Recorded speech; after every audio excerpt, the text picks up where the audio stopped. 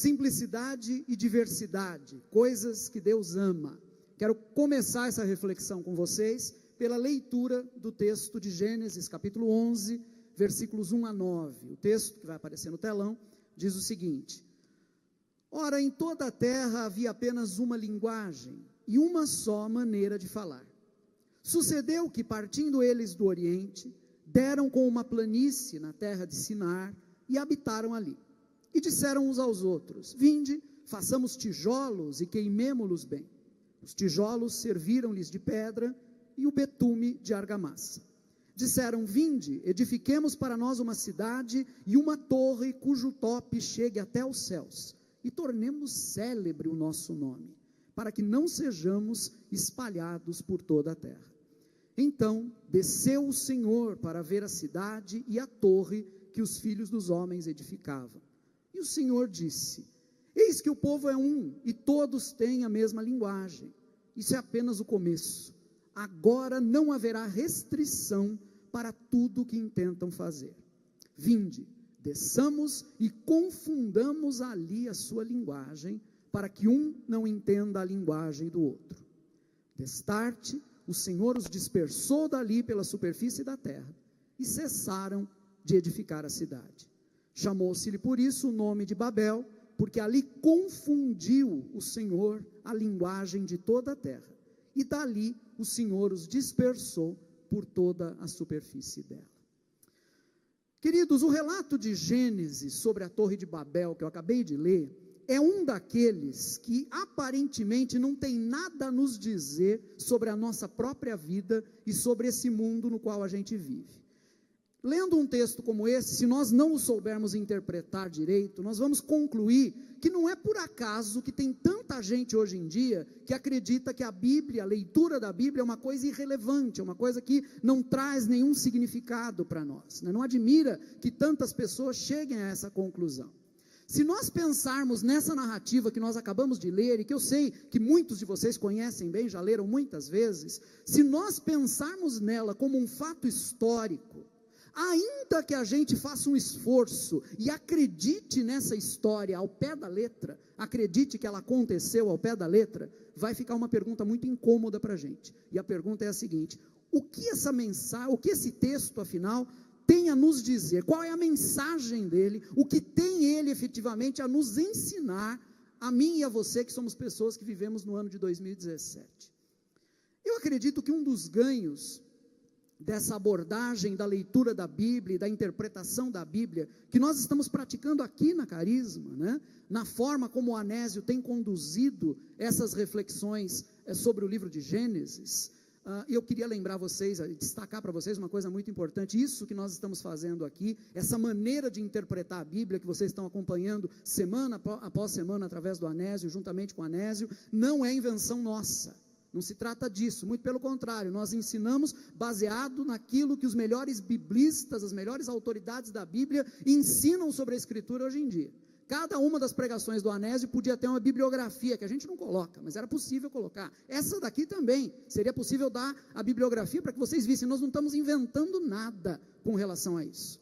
Um dos ganhos dessa abordagem, como eu dizia, é justamente mostrar para nós que a mensagem da Bíblia ultrapassa esse invólucro narrativo, essa embalagem que a mensagem recebeu lá atrás, quando ela foi escrita há quase 3.000 anos. A narrativa sobre a Torre de Babel, assim como as outras que a gente tem visto ao longo das últimas semanas, tem a estrutura de um mito, ou seja, uma coisa muito comum para os povos e culturas daquela época e daquela região. Aliás, trata-se de um mito que nós poderíamos chamar de mito etiológico. O que significa essa palavra esquisita, né?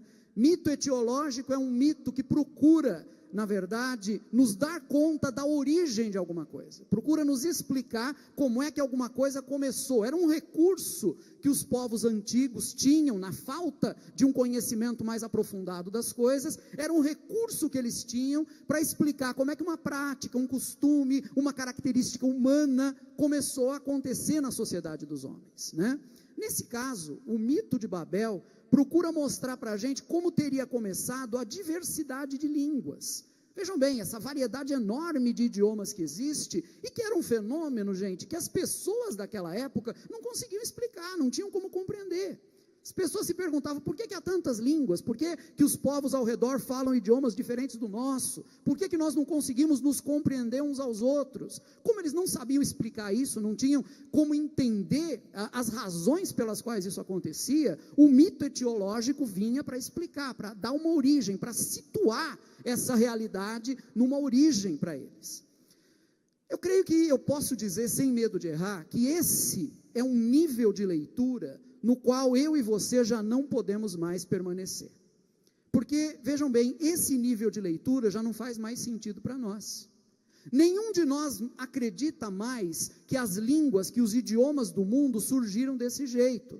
E por que nós não acreditamos? Porque nós, através da ciência, da pesquisa científica, sabemos que os diferentes idiomas surgiram de forma independente. Para vocês terem uma ideia, os cientistas nos mostram com clareza, os linguistas nos mostram com clareza hoje, que nunca existiu uma língua comum que deu origem a todas as línguas. Na verdade, cada povo situado na sua própria região geográfica foi desenvolvendo seus idiomas juntamente com a sua habilidade de falar.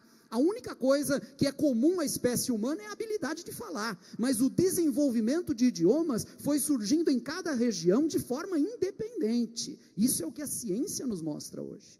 E lá no começo dessa série, se vocês quiserem, voltem, vão à internet, ouçam a primeira mensagem do Anésio dessa série, vocês vão ver isso. O Anésio nos dizia, ciência e fé não se opõem, não se contradizem, apenas tratam de temas diferentes, tratam de dimensões diferentes da realidade. Então notem, nós sabemos hoje, através da pesquisa, como os idiomas tiveram origem, sabemos que não foi desse jeito, não é? Então nós não podemos mais permanecer nesse nível básico de leitura do texto, que seria o nível do mito etiológico. O mito já não faria mais sentido para nós. No entanto, esse texto que não serve mais para nós como mito etiológico, que não serve mais para nos explicar a origem das línguas, ele tem uma mensagem que continua, ela sim, tão viva e tão pertinente quanto era para os homens e mulheres da época lá do rei Salomão, que foi quando esse texto foi de fato escrito. Então eu quero destacar isso para vocês, o texto continua relevante, a mensagem do texto continua válida, porque a mensagem desse texto não tem a ver efetivamente com a origem das línguas, tem a ver com uma coisa muito mais profunda e que nos afeta a todos, né? Eu queria sintetizar a mensagem desse relato numa única frase, e o que eu falar a partir daqui vai ser uma tentativa de explicar, na verdade, essa frase. A frase é simples: Deus ama a simplicidade e a diversidade. Estão aí duas coisas que nós podemos dizer que Deus ama: a simplicidade e a diversidade. Minha proposta é que a gente primeiro aqui tente entender um pouquinho o que é que esse texto que nós lemos significava lá no momento em que ele foi escrito. Afinal de contas, ele surgiu para quê? Ele surgiu para responder a quais demandas, não é? A quais problemas que eram enfrentados pelo povo de Deus. Nós sabemos que tem a dimensão de explicar uma coisa que ninguém entendia, que era a origem das línguas, mas mesmo para aqueles leitores, o texto respondia também outras questões mais urgentes, mais relevantes, e são essas questões que a gente vai querer situar um pouquinho primeiro aqui. Depois disso, nós vamos tirar algumas aplicações para nós. E vocês vão ver que algumas dessas aplicações vão se destinar a nós como igreja, e outras vão se destinar ao nosso dia a dia, a nós como pessoas, como indivíduos. Então, para nós começarmos esse exame, eu convido vocês a nós visitarmos o chão desse texto. Qual é o chão? Qual é o solo a partir do qual esse texto foi produzido? Esse chão é o chão de uma vida difícil, vivida num regime imperial. A vida difícil num regime imperial. Nós já vimos junto com Anésio aqui também, que esses textos, a partir de Gênesis capítulo 2, versículo 4, foram textos compostos durante a monarquia de Davi e de Salomão. Como nós já aprendemos juntos aqui também, quem não ouviu pode acompanhar pelo site os ensinos anteriores, esse foi um tempo complicado para o povo de Israel. Foi um período no qual a simplicidade de uma sociedade camponesa, onde todos tinham sua terra e podiam trabalhar nela, estava sendo substituída pela complexidade de uma vida vivida ao estilo dos povos que existiam ao redor de Israel. Os modelos dessa nova vida complicada, sofisticada, eram o reino da Síria, eram as cidades-estado dos filisteus, não é? Cidades-estados fenícias, e era principalmente o poderoso império do Egito, né? Que ficava lá mais ao sul de Israel. Esse momento, o momento das monarquias de Davi e Salomão, foi o momento da maior extensão territorial de Israel. No entanto, e isso é muito curioso, não foi o maior momento de prosperidade de Israel. E é muito importante que a gente entenda isso. Para a cultura dos hebreus, queridos, a ideia de prosperidade era uma ideia que estava contida na palavra hebraica shalom. Já ouviram essa palavra? Alguém sabe o que significa? Paz, né? Na verdade significa mais do que isso. A palavra shalom, além de paz, ela inclui uma dimensão que é a do necessário para a vida ser uma vida digna e feliz. É isso que shalom significa. É paz, mas é mais do que paz. Quando um hebreu desejava para o outro shalom, não é? Na verdade ele estava desejando para aquela pessoa que ela tivesse tudo o que é necessário para se ter uma vida digna e feliz. Paz é uma das coisas, porque ninguém pode ter uma vida digna e feliz em guerra, não é? Então está contido na palavra shalom, mas vai além, né? Significa desejar para alguém tudo o que a pessoa precisa para poder ter uma vida digna e uma vida feliz. Pois bem, nos dias de Davi e de Salomão, Israel trocou o shalom. Israel trocou a vida onde as necessidades são supridas por um outro estilo de vida. Um estilo de vida marcado pela abundância dos bens. Talvez você se surpreenda com o que eu vou falar agora, mas prosperidade e abundância de bens não são a mesma coisa. Vocês entendem isso? Prosperidade e abundância de bens não são a mesma coisa. Ao contrário, gente, para a Bíblia, prosperidade é ter o suficiente para uma vida digna. Enquanto abundância de bens significa geralmente que se um tem muito, outros estão sem nada.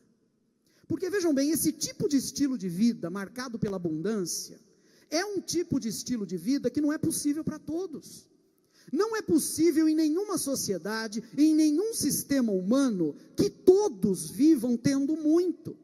Se um ou dois têm muito, isso significa que falta para alguns outros. Porque são sempre e apenas alguns poucos, que podem conseguir viver num esquema de abundância de bens. Eu queria que vocês tivessem isso em mente, para nós olharmos agora alguns textos que vamos ler do Antigo Testamento com outros olhos. E eu creio que isso vai mudar, acredito mesmo, até mesmo a nossa maneira de ver a nossa própria vida. Vamos dar uma olhada em dois textos, um deles está lá em 1 Reis, capítulo 10, e diz o seguinte, descrevendo a riqueza, a abundância que havia no reino de Salomão. 1 Reis 10 diz assim: assim, o rei Salomão excedeu a todos os reis do mundo, tanto em riqueza como em sabedoria. Fez o rei que em Jerusalém houvesse prata como pedras. Guarde isso, na cidade havia, segundo o autor aqui, prata como pedras, né? A prata era tão abundante que é comparada às pedras, né? E cedros em abundância, como os sicômoros que estão nas planícies. Os cavalos de Salomão vinham do Egito e da Cilícia, e comerciantes do rei os recebiam da Cilícia por certo preço. Eu queria que vocês confrontassem agora essa pequena fotografia que foi tirada da abundância que havia em Jerusalém na época do reinado de Salomão. Eu quero que vocês confrontem isso com uma outra passagem que está apenas 2 capítulos depois dessa, está no capítulo 12 do primeiro livro dos reis, e vai nos mostrar o outro lado da história. Nós lemos lá em 1 Reis 12 o seguinte: foi Roboão a Siquém, porque todo Israel se reuniu lá para o fazer rei. Roboão é o filho de Salomão que vai sucedê-lo no trono, né? Tendo Jeroboão, filho de Nebate, ouvido isso, veio com toda a congregação de Israel a Roboão e lhe falaram: teu pai fez pesado, o hebraico diz penoso, né? Teu pai fez penoso o nosso jugo. Agora, pois, alivia tu a dura servidão de teu pai e o seu pesado jugo que nos impôs. Gente, o que é que as entrelinhas do texto estão dizendo para a gente? A enorme abundância que havia em Jerusalém, né? Nela havia prata como se fosse pedras, né? Essa enorme abundância estava sendo construída às custas do restante da nação. Todo o restante da nação estava sendo mobilizado para poder permitir que aquela capital ali, Jerusalém, vivesse nessa abundância.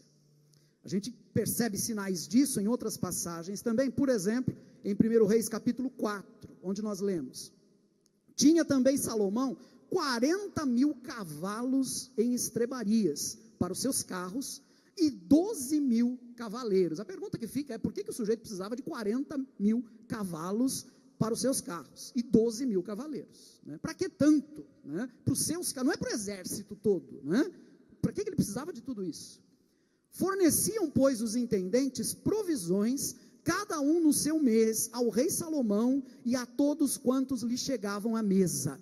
Coisa nenhuma deixavam faltar. Quer dizer, toda a nação, através desses intendentes, era obrigada a prover recursos, separar cada mês uma região, e deviam mandar esses recursos para Jerusalém para sustentar isso daqui. Gente, para os padrões da época, 12.000 pessoas era muita gente. Sustentar 12.000 cavaleiros na capital do reino era uma coisa absurda. Isso demandava recursos enormes e alguém estava pagando por conta disso. Durante todo o período anterior ao da monarquia, Israel não teve capital. Cada lugar era importante. Não precisava de uma capital. Cada lugar era importante. Cada lugar era igual aos demais. Agora não. Agora tornou-se preciso suportar o luxo de uma capital, e dentro da capital era preciso sustentar também o luxo de uma corte reunida ao redor do rei. Foi refletindo sobre essa realidade, porque foi nesse tempo também que isso foi escrito, foi refletindo sobre isso, que os cronistas que escreveram o primeiro livro de Samuel, vão colocar na boca do profeta Samuel as seguintes palavras. No momento em que eles descrevem lá, Samuel falando para o povo como é que seria a vida deles sob um rei, porque o povo pediu a Samuel que ungisse um rei para eles. Samuel vai dizer o seguinte para eles, 1 Samuel capítulo 8, esse será o direito do rei que houver de reinar sobre vós. Ele tomará os vossos filhos e os empregará no serviço dos seus carros e como seus cavaleiros. Tomará o melhor das vossas lavouras e das vossas vinhas e dos vossos olivais e os dará aos seus servidores. Dizimará os vossos rebanhos e vós lhe sereis por servos. Na verdade, gente, nos tempos de Davi e de Salomão, Israel começou a ser infectado por uma lógica específica, por uma maneira de pensar específica, que é uma maneira de pensar que nós podemos chamar de lógica imperial. O que é que significa isso? É uma coisa que nós já vemos no reinado de Davi, mas que alcança a sua maior proporção durante o reinado de Salomão. A lógica imperial tem algumas características. A principal delas é que ela não funciona a não ser num esquema de centralização total. Tem que centralizar a vida para que o império possa funcionar. O império tem que ter um centro, e esse centro tem que ser rigorosamente defendido. Era preciso pegar as 12 tribos de Israel e reduzir a independência delas. Era preciso fazê-las girar ao redor de Judá, não é? Que é uma das tribos, e em Judá, ao redor de Jerusalém, que passa a ser vista como a capital daquela nação. Isso ajuda a gente a entender, e o custo disso, na verdade, enorme, ajuda a gente a entender o protesto das outras 10 tribos, quando Roboão, que deveria ser rei no lugar de Salomão, como eu disse, se recusa a atender as reivindicações do povo, né, que pedia que ele parasse com aquela exploração. Nós vamos ler isso lá em 1 Reis, capítulo 12, diz assim: vendo, pois, todo Israel que o rei Roboão não lhe dava ouvidos, reagiu dizendo: que parte temos nós com Davi? Não há para nós herança no filho de Jessé. As vossas tendas, ó Israel, cuida agora da tua casa, ó Davi. Então Israel se foi às suas tendas. Essa expressão que aparece no texto, às suas tendas, é muito significativa. É como se o povo estivesse dizendo assim: nós não queremos esse estilo de vida que vocês estão impondo sobre a gente. Nós queremos voltar para o que tínhamos antes, né? Quando todo mundo tinha o que precisava para viver, quando não faltava nada para ninguém. Nós queremos aquilo que nós perdemos e não isso que vocês estão nos dando agora.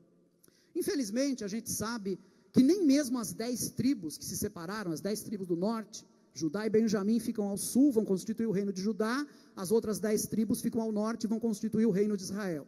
Nem mesmo as 10 tribos conseguiram isso que elas pretendiam, porque o próprio Jeroboão, que se tornou seu primeiro rei, acabou reproduzindo os mesmos vícios, os mesmos erros, a mesma lógica imperial que Judá criou, ele também acabou reproduzindo lá, né? Agora, eu queria chamar a atenção de vocês para o seguinte: foi nesse contexto aqui, foi nesse chão, em cima desse chão, que o relato sobre a Torre de Babel foi escrito. Aquele relato, então, quer nos falar alguma coisa acerca disso, acerca dessa realidade. E quando a gente volta ao relato sobre a Torre de Babel, lá em Gênesis 11, a gente percebe agora, os nossos olhos mais abertos, a gente consegue perceber que ali no texto de Babel, a lógica imperial aparece com toda clareza. Vamos dar uma olhadinha lá de novo, Gênesis 11, versículo 1 e versículo 4. Ora, em toda a terra havia apenas uma linguagem e uma maneira de falar. Olha aí a necessidade de centralizar, né? Versículo 4. Disseram: vinde, edifiquemos para nós uma cidade e uma torre cujo tope chegue até os céus e tornemos célebre o nosso nome, para que não sejamos espalhados por toda a terra. Havia apenas uma linguagem. Bom, quando o texto diz isso de forma simbólica, claro, o texto está se referindo de fato a essas pretensões do reino de Judá, que era de reduzir todo Israel, reduzir toda a diversidade das 12 tribos de Israel aos modos e costumes de uma única tribo. É isso que o texto está querendo significar quando fala de haver uma só linguagem. Essa ideia de edificar uma cidade, que aparece em Gênesis 11, também tem a ver com essa ideia imperial de centralização. A capital significa a construção de um ambiente urbano, onde um único estilo de vida é imposto, ao invés do estilo de vida anterior, quando a diversidade das tribos, o jeito diferente de ser de cada lugar, o sotaque de cada lugar, era respeitado.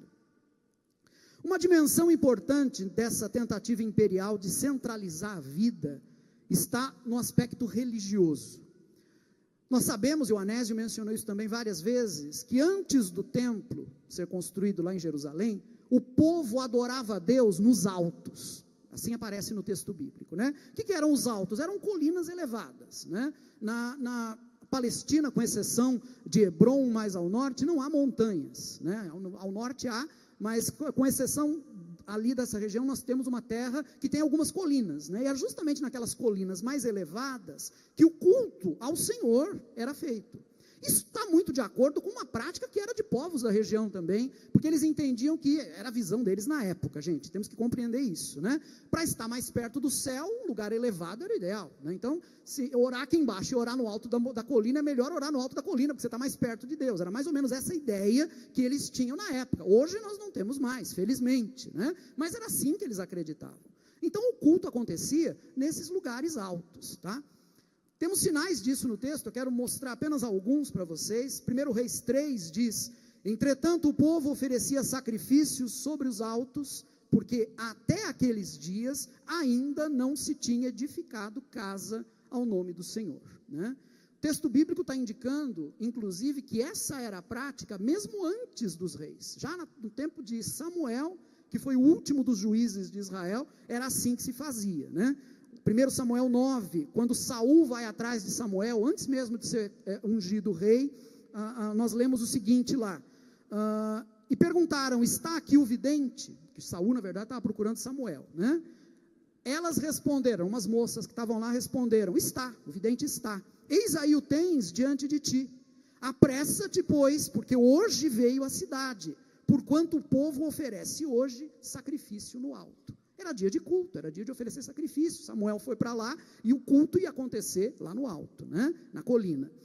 O primeiro livro de Samuel, capítulo 10, também mostra a mesma coisa. Agora é Samuel falando para Saul, dizendo: vai acontecer um negócio, você vai encontrar umas pessoas aí, né? E Samuel diz assim: e há de ser que, entrando na cidade, encontrarás um grupo de profetas que descem do alto, precedidos de saltérios e tambores e flautas e harpas, e eles estarão profetizando. Esses profetas estão vindo de um momento de culto realizado ao Senhor ali num desses altos, né? É interessante perceber que quando Israel começa a adotar uma lógica imperial, passa a tentar limitar essa diversidade, que permitia que o culto ao Senhor fosse feito em diferentes lugares, ao invés de ser conduzido num lugar só, num único templo. Essa mudança aparece de forma muito nítida na linguagem que o autor de 1 Reis, o cronista, vai usar lá em 1 Reis capítulo 3. Eu chamo a atenção de vocês para esses dois versículos, 1 Reis 3, versículos 3 e 4, diz assim: Salomão amava ao Senhor, andando nos preceitos de Davi seu pai, porém, sacrificava ainda nos altos e queimava incenso. Foi o rei a Gibeão para lhe sacrificar, porque era o alto maior, ofereceu 1000 holocaustos Salomão naquele altar. O texto deixa claro para a gente que era ao Senhor que Salomão sacrificava nos altos, né? Não era outros deuses. Nós não estamos ainda naquele momento posterior da vida de Salomão, na velhice dele, quando ele vai se deixar levar pelas suas mulheres e vai começar a adorar outros deuses. Não é o caso agora, é o Senhor que ele está adorando. Mas notem que o texto coloca isso como uma coisa negativa. O texto vai dizer, Salomão amava o Senhor, porém sacrificava ainda nos altos. Na verdade, o texto está incorporando aqui uma parte dessa lógica imperial, especificamente esse projeto de evitar a diversidade religiosa, de impedir que houvesse uma pluralidade de lugares onde o culto ao Senhor fosse possível. O próprio texto está participando um pouquinho aqui dessa lógica, né? É aqui que o texto de Babel passa a fazer sentido para a gente. Vejam bem, o relato sobre Babel é uma condenação forte dessa lógica imperial que promovia a centralização. Essa lógica que queria centralizar a vida social, queria centralizar os costumes, queria centralizar a administração, queria centralizar a economia e queria centralizar também a religião, dizendo, por exemplo, que agora ninguém poderia adorar mais em lugar nenhum ao Senhor, a não ser em Jerusalém. Isso faz parte de um projeto, de uma lógica, a lógica imperial de centralização. O relato sobre Babel está denunciando isso. E essa denúncia é feita pelo texto à medida que ele mostra para a gente as origens estrangeiras dessas práticas de centralização. Não eram costumes de Israel, eram costumes daqueles povos estrangeiros que viviam ao redor de Israel.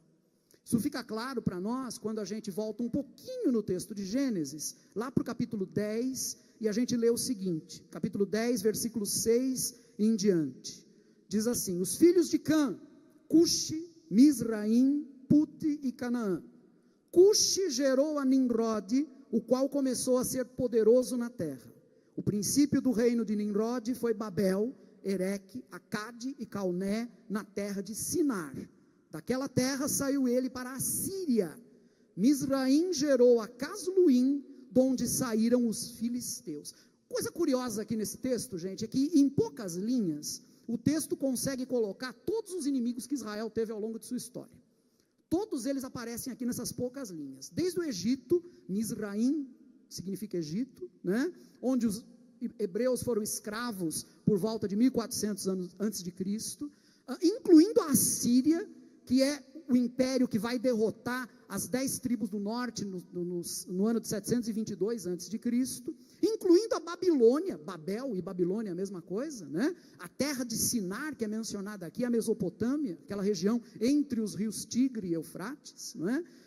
Babel, Babilônia, que levou Judá para o cativeiro, inclusive no século 6 a.C., Todos esses inimigos aparecem juntos aqui, o que não é de se espantar, já que esses textos antigos de Gênesis foram escritos em camadas, né? Muitas vezes um copista posterior vinha lá depois e incluía mais alguma coisa, atualizava o texto, para que o texto fizesse sentido também para a geração dele, não é?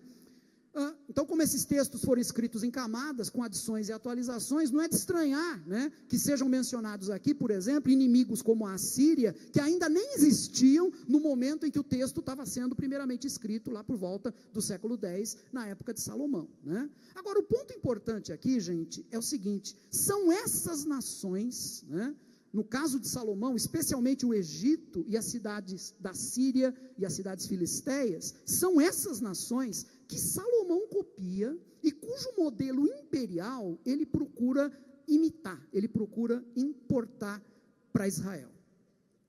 Nessa relação de nações, é mencionado Sinar ou Sinear, né, que eu já disse, é a chamada Mesopotâmia, a terra entre os rios Tigre e Eufrates.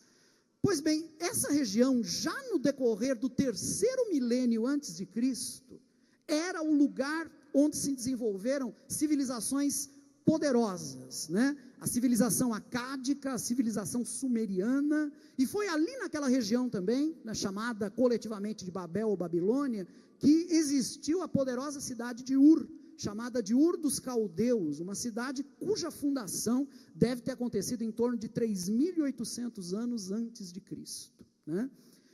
Todas essas civilizações eram maciçamente urbanas, eram imperiais e tinham em comum essa tendência a centralizar a vida dos súditos, politicamente, administrativamente, economicamente e religiosamente também. No caso do Egito, a gente sabe disso, a Anésio já nos mencionou, essa centralização religiosa, se dava nessa ideia de que o faraó era o próprio descendente dos deuses e o continuador da linhagem divina. Essa ideia de descendência divina dos reis está presente também entre os sumerianos, né, e entre outras civilizações mesopotâmicas. Mas ali na Mesopotâmia tem um diferencial interessante que aparece no texto, né? A centralização religiosa acontecia através do chamado zigurat, que era uma grande torre que era construída e destinada exclusivamente para a celebração de sacrifícios. Toda a nação deveria se reunir para cultuar ao redor daquela torre. Essas torres eram construídas na forma de degraus e tinham a função de unir terra e céu, segundo a crença daquelas sociedades, né? É interessante como saber disso ilumina para a gente a leitura do texto de Gênesis. Vamos dar uma olhada de novo em Gênesis 11:4, onde as pessoas dizem: vinde, edifiquemos para nós uma cidade e uma torre, cujo tope chegue aos céus. No relato, gente, essa construção acontece justamente na planície da terra de Sinar, né? Mesmo lugar onde várias dessas civilizações construíram esses tais zigurates. Vocês sabem, numa planície não tem montanhas, né? Montanhas são os altos, né? Na falta desses altos, onde é que eles vão cultuar? Eles vão construir uma torre para fazer o papel dessa montanha artificial que vai unir agora céus e terra. No imaginário dos israelitas, esse projeto estava ligado a todo aquele contexto das grandes cidades imperiais da época. Grandes ajuntamentos urbanos, grandes templos onde todo mundo era obrigado a adorar, e trabalho escravo para produzir todas essas riquezas e para fazer acontecer todas essas coisas. É exatamente essa lógica imperial que o texto, na verdade, procura desfazer, indicando para o povo um caminho de volta, o caminho de volta para a simplicidade e para a diversidade. Gênesis 11, versículos 7 e 8. Vinde, desçamos e confundamos ali a sua linguagem, para que um não entenda a linguagem de outro. Destarte, o Senhor os dispersou dali pela superfície da terra, e cessaram de edificar a cidade. No relato simbólico de Gênesis, a confusão das línguas, gente, é aquilo que destrói o projeto centralizador. E isso faz com que essa ideia desumana de edificar uma grande cidade seja impossibilitada. Se eu tivesse mais tempo, eu poderia discorrer um pouquinho sobre isso, né? Eu poderia nos levar a pensar um pouquinho, por exemplo, quão desumana é uma cidade como São Paulo. Entendam uma coisa, gente, viver numa megalópole não é normal. Viver numa megalópole não é humano, não faz bem para a saúde, vocês estão me entendendo? Faz bem para quem quer vender, para quem quer produzir coisas, para quem quer ficar rico, mas não faz bem para a nossa própria saúde, para a nossa própria vida, né? Passar 6 horas por dia dentro de condução, para sair do seu lugar de residência, chegar no seu lugar de trabalho, trabalhar 8, 9, 10 horas por dia e voltar para casa, você chama isso de vida? No entanto, é nesse ritmo que se vive numa megalópole. Não é humano, não é ideia de Deus esse tipo de vida. Entendam isso. O texto está mostrando para a gente que essa ideia desumana de edificar uma grande cidade deveria ser impossibilitada. Por causa do que acontece no texto, o povo é obrigado a voltar para o seu antigo modo de vida. Se dispersam, se reúnem em pequenos grupos, unidos cada um por seu diferente idioma, mas agora cada um podendo viver de forma mais decente dentro do seu próprio lugar. Esse relato, gente, é um relato fortíssimo do ponto de vista mítico. E ele tem muito a nos dizer hoje.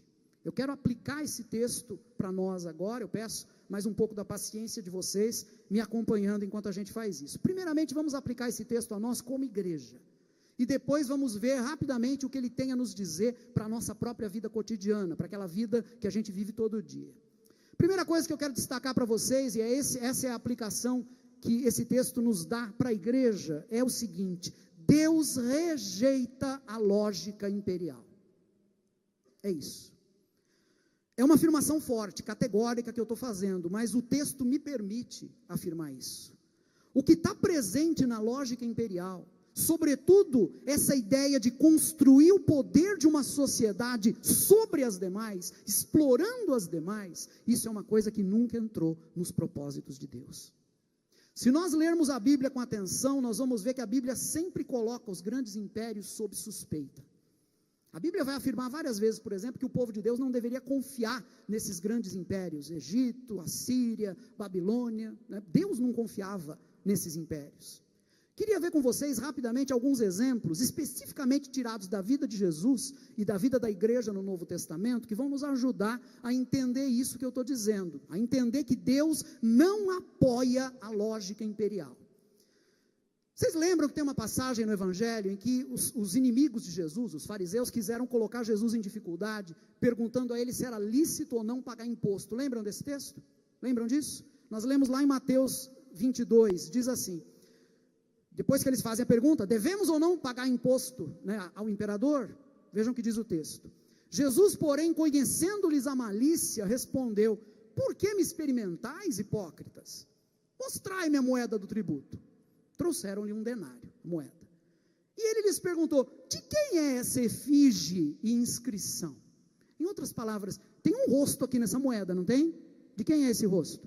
Tem um negócio escrito aqui, não tem? Tem. De quem é isso aqui? Eles responderam, de César.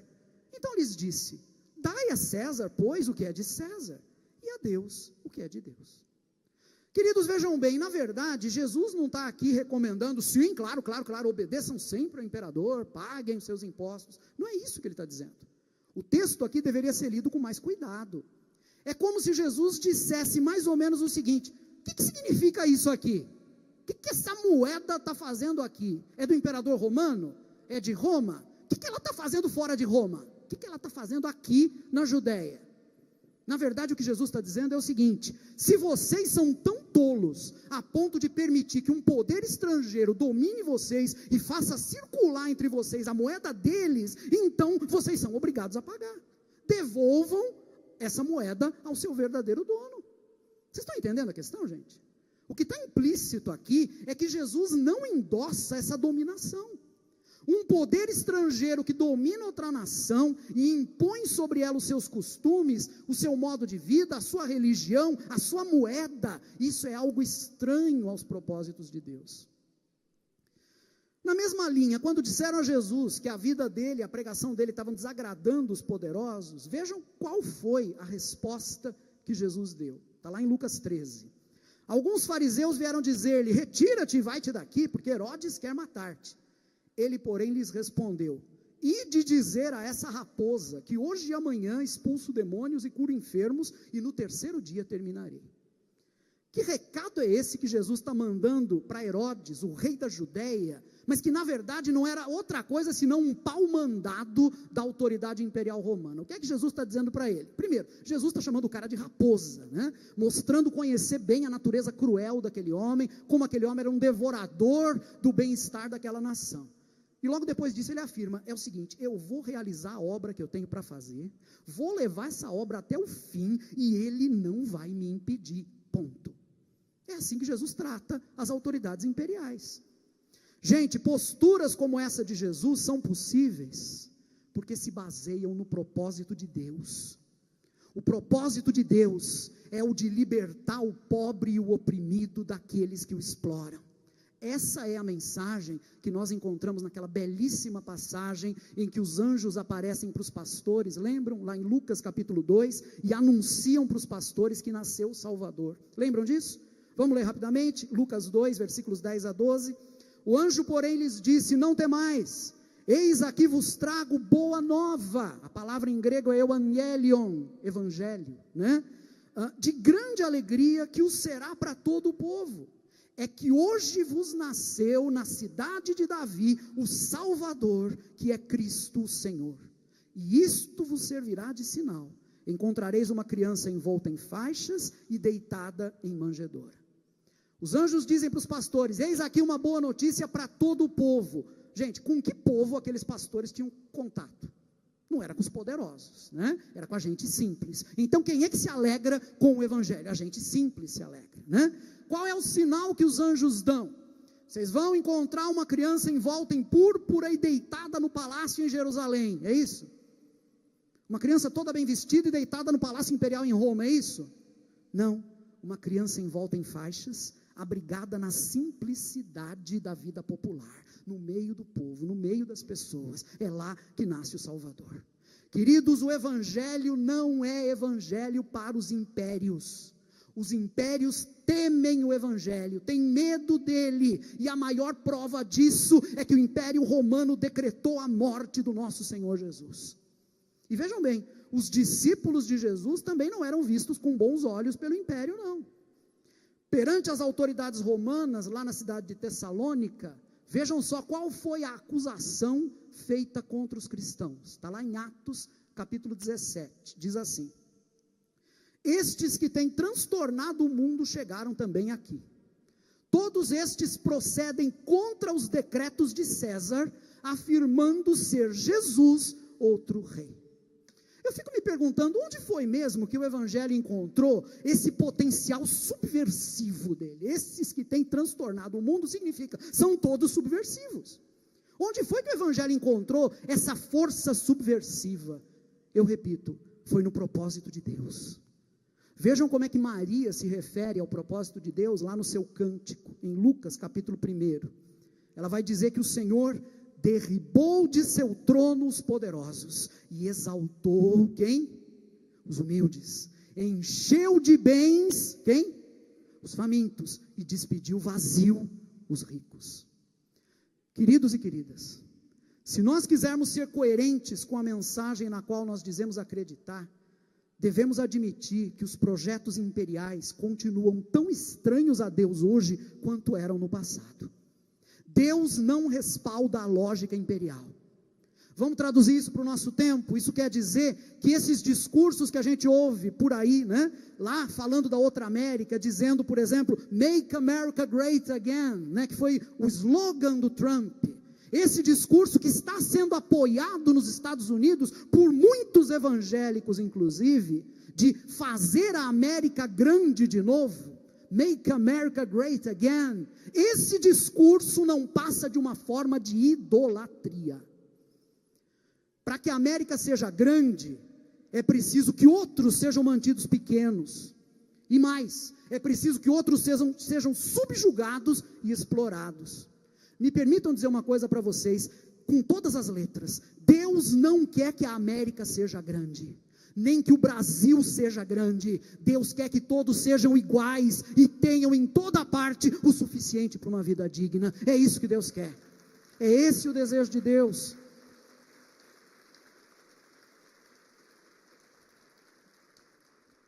Agora, não é só no âmbito da política internacional que se constroem as lógicas imperiais. Talvez onde mais se construam essas lógicas imperiais hoje em dia, seja no plano econômico, que aliás não deixa de estar estreitamente ligado ao político, não é? Queria ilustrar isso que eu estou dizendo para vocês com o exemplo de uma cidade chamada Urubici. Urubici é uma cidade catarinense. Vocês podem ler sobre esse exemplo nesse endereço que eu estou colocando aí no telão. Tem um artigo muito interessante sobre a cidade de Urubici E, aliás, é o artigo mais esclarecedor que eu já li na minha vida sobre como é que funciona a economia no nosso tempo. Recomendo que vocês leiam. Pois bem, sintetizando a coisa, nos anos 70, Urubici ainda era uma cidade que se bastava a si mesma.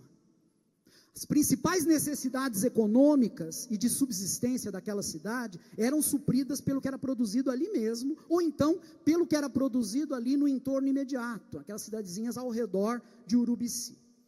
As iniciativas econômicas que haviam em Urubici, especialmente a agricultura de subsistência nos pequenos sítios, eram suficientes para suprir os empregos necessários para quem morava naquela região. Pois bem, isso nos anos 70. O tempo passou, a tal globalização aconteceu, o resultado disso foi uma extraordinária abundância em algumas regiões. Aqui em São Paulo, por exemplo, nós fomos inundados por computadores, por iPhones, tablets, coisas que a gente nunca sonhou na vida, produzidos, planejados, projetados lá no Vale do Silício, na Califórnia, fabricados na China, com componentes feitos em várias outras partes do mundo, isso inundou a nossa vida, tudo bem, mas ao mesmo tempo em que isso aconteceu, Urubici, sua sociedade, sua cultura e seu estilo de vida praticamente desapareceram, porque quem produzia alguma coisa em Urubici não conseguiu mais competir com quem produzia muito mais barato em outros lugares, fora. Vocês conseguem perceber a semelhança que tem aqui, com a realidade vivida por Urubici e aquela vivida em Israel no tempo de Salomão? Vocês conseguem perceber a semelhança com a Jerusalém dos tempos de Salomão, onde havia, verdade, prata como pedras, mas à custa de outras regiões que eram reduzidas à miséria? Gente, é isso que a lógica imperial, seja ela política, seja econômica, costuma realizar. Ultimamente, se tem falado muito de uma tal nova economia, que seria a economia das empresas plataforma, São chamadas de empresas plataforma, empresas digitais, empresas que não têm muitas vezes nem um lugar físico direito para funcionar, mas que funcionam quase que totalmente através da internet, Essas empresas já foram saudadas como a democratização das relações econômicas, a descentralização da economia, que iria permitir a muita gente trabalhar e enriquecer. O exemplo mais emblemático disso, mais conhecido do que é uma empresa plataforma, é o tal do Uber, E aqui na tela também eu separei para vocês um texto interessante sobre esse tipo de empresa. Vocês também podem ler, através desse link, um artigo legal. Agora, o que aconteceu foi exatamente o contrário do que se pretendia. A ideia era que as empresas plataforma descentralizassem a economia. Pois bem, não foi isso que aconteceu. As principais empresas plataforma, vamos lá algumas: Google, Amazon, Netflix, a chinesa Alibaba, que hoje vende mais do que o Walmart, o Uber, o Airbnb. Todas essas empresas se tornaram as empresas mais poderosas e mais valorizadas, ao mesmo tempo em que, cada uma nas suas respectivas áreas, elas fizeram com que inúmeras outras empresas fossem sepultadas, porque não conseguiam competir com essas empresas, cujos custos eram muito menores. A centralização econômica não acabou, ela só mudou de mãos. Por trás dessas empresas virtuais gigantescas, escondem-se hoje a acumulação de algumas poucas fortunas, a erosão de muitas comunidades, a precarização das relações de trabalho e um estímulo ao consumismo, gente, que cá entre nós, num mundo como o nosso, onde uma enorme parcela da população morre de fome, e que é também um mundo ameaçado do ponto de vista ecológico e ambiental, esse tipo de consumismo é um suicídio global. E, no entanto, tudo isso está sendo estimulado por esse tipo de empresa e de economia. Qual é a alternativa de Deus para a lógica imperial? Essa alternativa é muito ampla, tem várias ramificações, mas eu quero destacar para vocês hoje que ela, pelo menos eu quero mostrar onde é que ela começa. A alternativa de Deus para a lógica imperial começa numa realidade chamada igreja. Pouca gente se dá conta de que o episódio da Torre de Babel tem na Bíblia uma espécie de espelho invertido. É um texto que, aliás, foi escrito tendo em vista o episódio de Babel. Vocês podem ler depois em casa, eu estou me referindo a Atos dos Apóstolos, capítulo 2, versículos 1 a 13. O texto lá que fala do derramar do Espírito sobre os discípulos, sobre a igreja, no dia de Pentecostes. Esse texto é uma espécie de espelho invertido do texto de Babel, e a gente só vai entender os dois textos lendo os dois juntos. Eu vou destacar apenas uma passagem pequena para vocês, o nosso horário já está avançado, não é? Atos 2, versículos 4 a 8, pulando umas partezinhas, o texto diz assim: todos ficaram cheios do Espírito Santo e passaram a falar em outras línguas, segundo o Espírito lhes concedia que falassem. Ora, estavam habitando em Jerusalém judeus, homens piedosos, vindos de todas as nações debaixo dos céus. Quando, pois, se fez ouvir aquela voz, cada um os ouvia falar na sua própria língua. E diziam: como os ouvimos falar, cada um em nossa própria língua materna?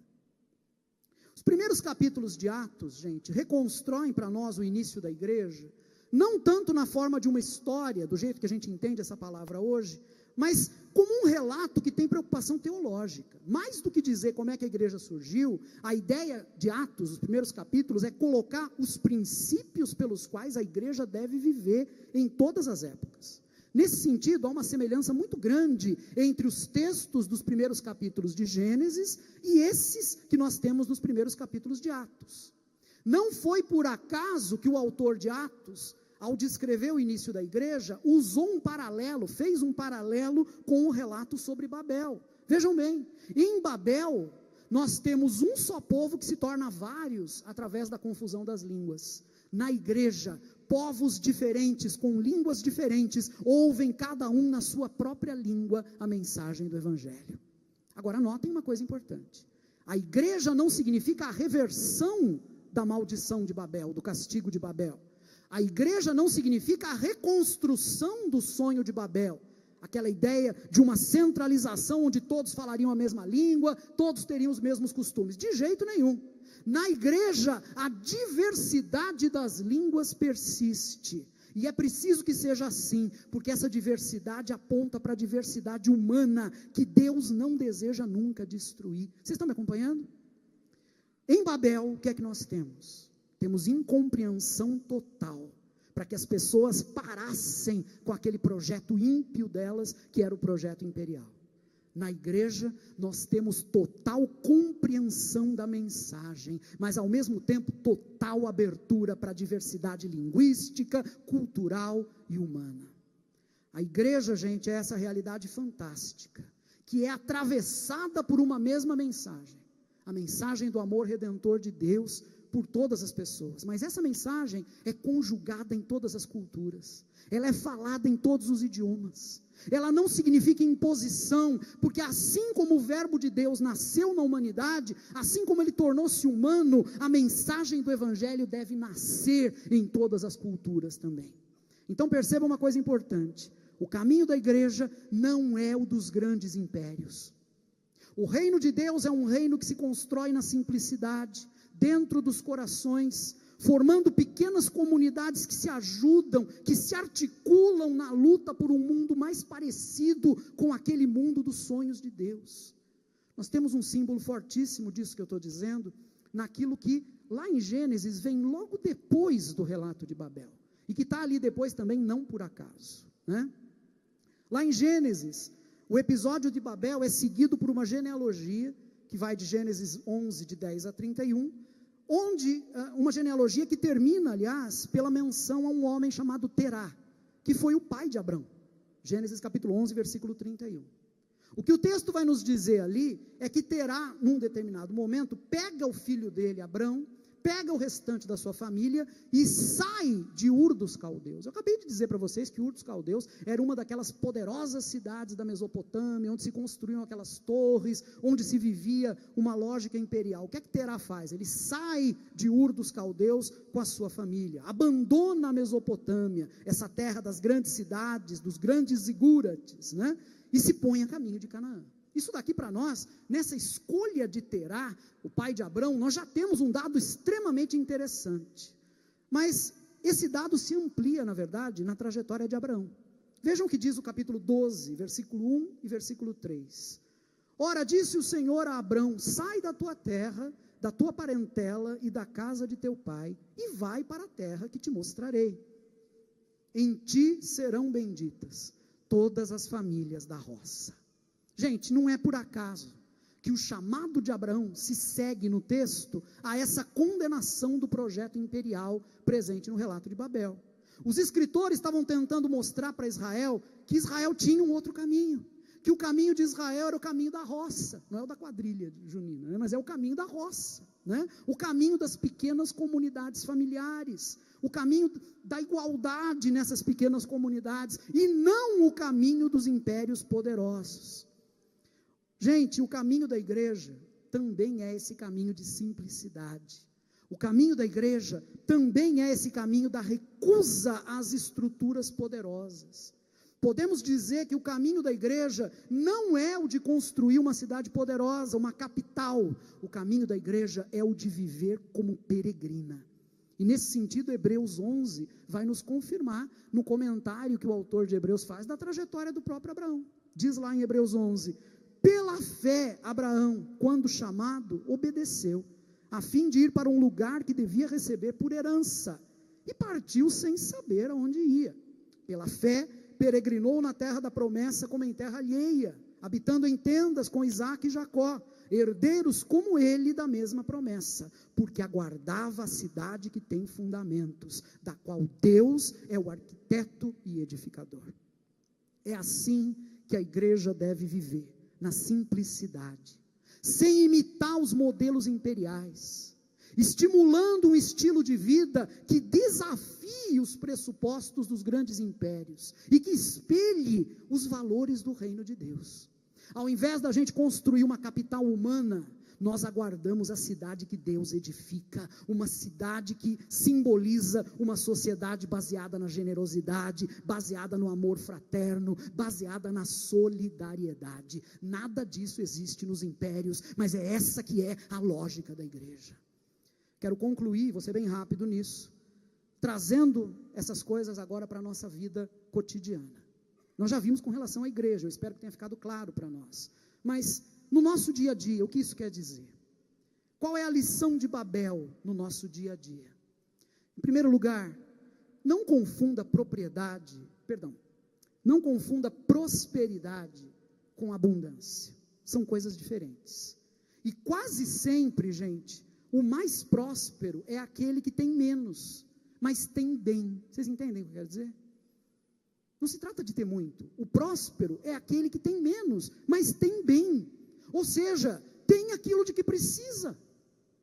Queridos e queridas, a abundância é nociva. Para que um tenha de sobra, é preciso que os outros tenham menos do que precisam. A abundância destrói as relações humanas, porque estimula a inveja, estimula a competição. O sujeito vai dizer, eu preciso ter aquilo que o outro tem. Isso é ruim. Talvez não seja difícil para quem tem pouco, para quem não tem quase nada, aceitar isso que eu estou dizendo, né? Mas tem aqueles que estão sendo beneficiados pela lógica imperial. A economia globalizada, que colocou milhões na fila dos desempregados, também deixou alguns outros ricos, mas foram poucos. Agora notem bem o que eu vou dizer. Aqui transparece com clareza a coragem que o compromisso do Evangelho exige de nós. Evangelho é coisa séria. Hoje, em tempos de escassez e de fome, e que são também tempos de obesidade e de fartura para outras pessoas, não é? Nós vivemos nessa situação. Em tempos assim, a igreja precisa assumir um compromisso claro com aqueles valores que fazem da nossa vida uma vida próspera, não uma vida abundante de bens, mas uma vida verdadeiramente próspera. Isso nos conduz ao segundo princípio. Entender que prosperidade e abundância de bens não são a mesma coisa, vai nos levar ao segundo conselho que eu quero nos deixar aqui. Vamos aprender a viver com simplicidade. Simplicidade. Me permitam fazer uma pergunta para vocês. Vocês realmente precisam de todas as coisas que vocês têm? Vocês realmente precisam de todas as coisas que vocês julgam importantes? Eu fico impressionado com a quantidade de lixo que eu jogo para fora da minha casa todo dia. Uma coisa absurda, e eu sou apenas um dos moradores desta cidade aqui. Gente, na prática, combatemos a lógica imperial com ações simples. Está na minha mão e na sua mão vencer a lógica imperial. Como é isso? Vou dar alguns exemplos. Use o seu celular até ele não dar mais. Você sabe o que significa um celular não dar mais? É aquele momento que o celular já quebra. Né? Um amigo meu fez isso, ele estava usando no celular dele um daqueles grampos de papel, aqueles que tem pressão para segurar o celular junto. Estava usando assim, mas o celular estava servindo a finalidade que era. Agora ele teve que trocar, porque não deu mais. Usou o celular até o bagaço. Aí você vai e compra outro. Ou então faça como aconteceu comigo, eu tive que trocar de celular, porque os aplicativos estavam me mandando aquela mensagem já, não será mais atualizado. Então chega um momento, e mesmo assim eu continuei usando, parei de usar o WhatsApp, porque não era mais atualizado, mas o celular fazia ligação, eu estava precisando fazer ligação, estava usando, estava servindo. Usa o teu celular até acabar. Vocês percebem que nesse negócio de não vamos atualizar mais os aplicativos, o império está usando uma lógica que é de nos obrigar a consumir? E você como cordeirinho vai e entra, já não tem mais o WhatsApp, eu vou ter que trocar de celular. Você nasceu com o WhatsApp, afinal de contas? Vocês estão entendendo a coisa? Se a gente fizer pé firme, eles vão ter que mudar. Entendem isso? Você já notou que a lógica imperial nos dá de presente agendas insuportáveis? Quem vive na capital do império, por exemplo, está submetido a uma agenda horrorosa. Muda isso na medida das suas possibilidades. Reduza seus compromissos. Julgue, avalie os seus compromissos e jogue fora aquilo que não for necessário. Outra coisa, você já notou que algumas das coisas mais prazerosas da vida são justamente as coisas mais simples? Eu já fui almoçar com a minha mulher e já gastei mais de R$100 no almoço, mas ultimamente a gente descobriu que um bom e paulistano pastel de feira, a um custo total de R$ 8,50 por pessoa, pode ser melhor do que um almoço de R$150 ou R$200. Que coisa simples. Por que eu preciso gastar tanto no almoço? Não se deixe mais guiar pela propaganda. Me desculpem os profissionais da área, mas a gente vai dar trabalho para vocês. Não se deixe mais guiar pela propaganda. Se nós vivermos assim, a nossa vida vai nos agradecer. E mais, essa é a condição para nós ajudarmos o nosso planeta a sobreviver, porque o nosso planeta não aguenta mais esse ritmo de consumo que nós estamos impondo sobre ele. Terceiro e último lugar, valorize a diversidade. Me ouviram? Valorize a diversidade. Nessa época de intolerância, onde cada um procura impor seus pontos de vista sobre os outros, é bom lembrar que não precisamos ser todos iguais. É totalmente lícito, gente, que as pessoas não gostem das mesmas coisas que você. Por que você tem que brigar com elas? Porque elas não gostam das coisas que você gosta. Como humanidade, gente, devemos viver em pequenos grupos, com os nossos costumes, com as nossas ênfases, com os nossos sotaques. Mas devemos respeitar os grupos que são diferentes da gente. Tem coisas que devem nos unir a todos, isso é importante ficar claro.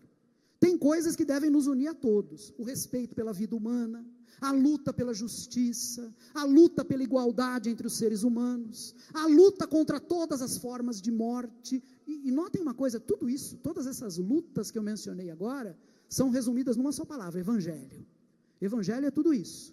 Evangelho é respeito pela vida humana, evangelho é luta pela justiça, evangelho é luta pela igualdade, evangelho é luta contra todas as formas de morte, não é? Essas coisas devem nos unir.